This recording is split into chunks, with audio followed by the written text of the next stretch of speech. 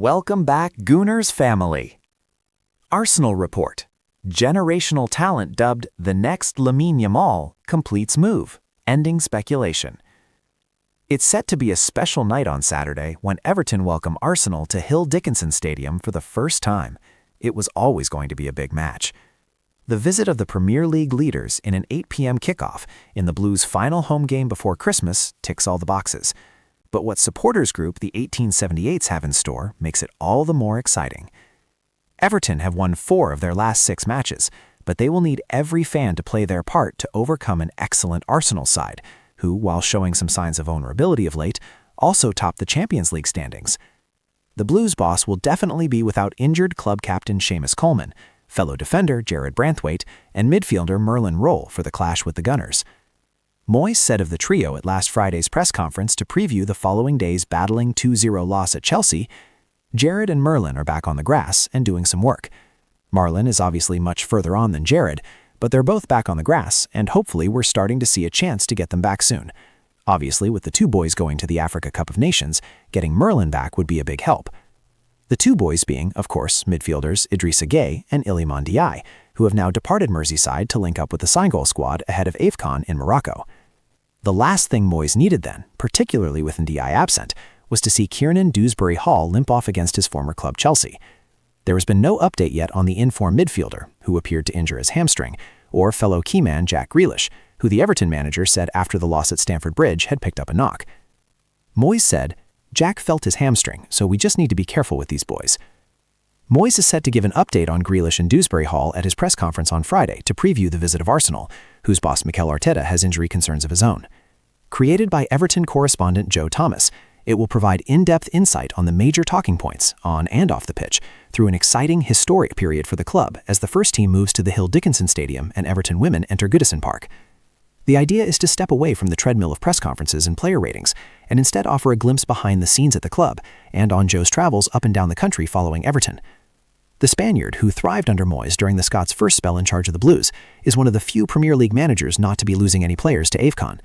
But Arteta is set to be without 6 members of his first-team squad for the encounter with his former club. Leeds United want to sign Arsenal attacker after Kai Morrell transfer developments. Leeds United are looking to bring players to Thorpe Arch with an eye on the future. Transfers are soon to be the talk of the town at Leeds United, with the January window rapidly approaching. Leeds are expected to have funds available to strengthen their squad, as they look to reinforce their side to give themselves a greater chance of survival come the end of the campaign. However, while work will already be underway in that regard, the Whites are still planning for the future, with one eye on a deal for an Arsenal teenager. Nafe Osaze attracting interest with Arsenal exit close. With Archie Gray being the standout, Leeds have had plenty of success over the years when it comes to bringing young players through the ranks, though the same can be said about Arsenal. Max Dalman, Miles Lewis-Skelly, and Bukayo Saka are just a handful of names to have emerged in the Premier League over the last few years and not looked out of place. Now the Gunners have another teen in Nafe Osaze with plenty of potential, and according to the talent hunter on X, Leeds are keen on a deal. It's claimed that the 16-year-old's exit from Arsenal is imminent and that the interest from the Whites is serious. This comes just days after the same source reported that Kai Morrell was set to move to Thorpe Arch from Liverpool, showcasing Leeds' desire to add more youth talent. Who is Nafe Osaze? Osaze signed a 2-year deal with the Arsenal Academy back in 2023, after a trial period saw the forward score 10 goals in 9 appearances. The teenager started his footballing career in Nigeria at the age of 6, before moving to England to feature for Slough Town, where he would catch the attention of the Gunners. In his first season at Hill End, he helped the Gunners win the Premier League U13 National Cup, and continued to show promise.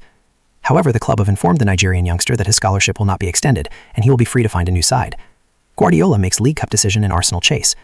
Pep Guardiola has suggested he'll rotate for Manchester City's League Cup quarter-final on Wednesday, implying the Premier League game at the weekend is more important. Speaking ahead of Manchester City's League Cup semi-final against Brentford on Wednesday night, Pep Guardiola told the media that Saturday's Premier League fixtures against West Ham United is the important one.